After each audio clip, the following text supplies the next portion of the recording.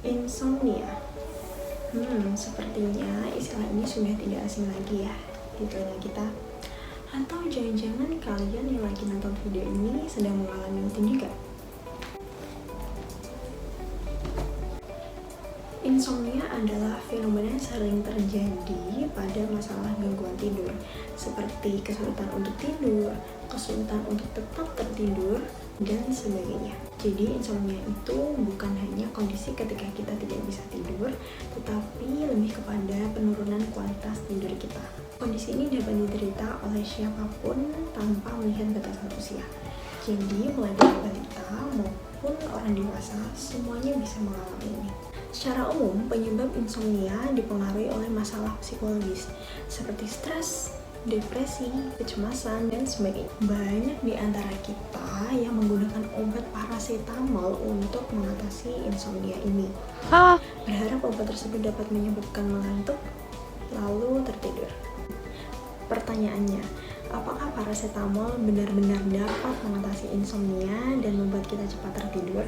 Pada dasarnya, paracetamol merupakan obat yang digunakan untuk meredakan nyeri dan juga demam.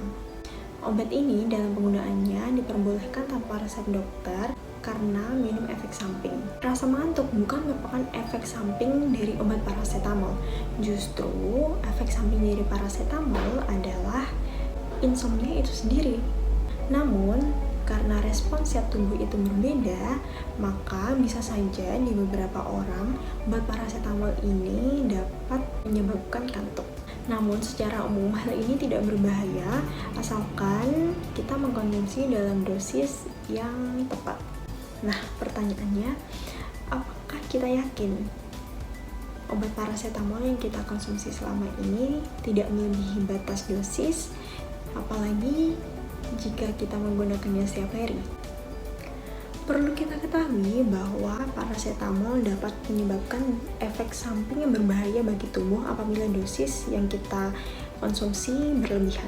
Menurut studi Polish Pharmaceutical Society, efek paling parah dari mengkonsumsi paracetamol secara berlebihan dapat menyerang kesehatan jantung, hati, dan juga ginjal.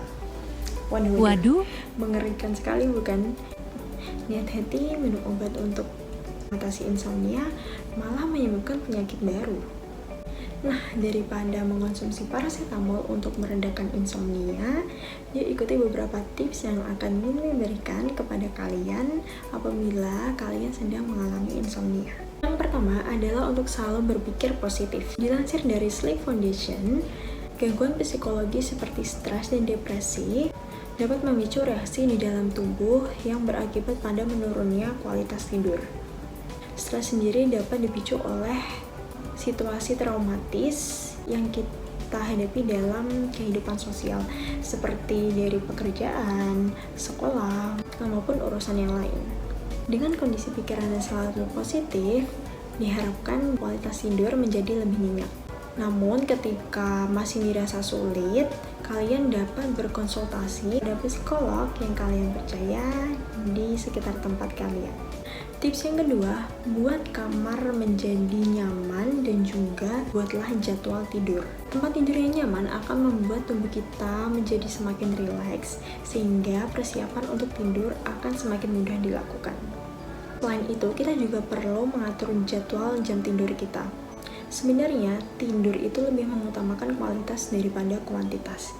Jadi, walaupun kita tidak bisa tidur selama 8 jam, apabila kualitas tidur kita baik dan kita tidur dengan nyenyak, maka hal itu lebih baik daripada kita tidur selama 8 jam tetapi tidak nyenyak.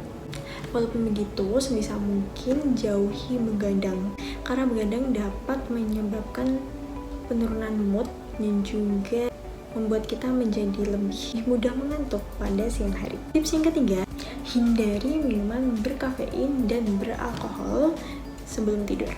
Kenapa? Karena kandungan kafein dan juga alkohol dapat membuat tubuh kita tetap terjaga, sehingga diusahakan kita tidak mengonsumsi kedua jenis minuman tersebut minimal 2 jam sebelum tidur. Tips yang terakhir untuk menghindari insomnia adalah dengan menerapkan pola hidup sehat. Dengan mengonsumsi makanan yang sehat dan juga sesuai dengan pola makan, rajin berolahraga, melakukan relaksasi, dan juga mematuhi jadwal tidur yang sudah kita buat sebelumnya dapat membuat tubuh kita menjadi lebih sehat dan bugar, sehingga pikiran pun akan menjadi semakin positif. Akar permasalahan dari insomnia adalah gangguan psikologis. Jadi, yuk buat hidup kita menjadi positif dan juga sehat, agar pikiran kita pun akan menjadi positif. Karena apa yang kita lakukan pada hari ini akan berdampak di kemudian hari. Jadi, tadi adalah penjelasan dan juga beberapa tips berkenaan dengan insomnia. Semoga bermanfaat bagi kalian semua yang menonton video ini. Salam sehat, keep healthy, stay happy. Sampai jumpa di konten What's Wrong With Me selanjutnya.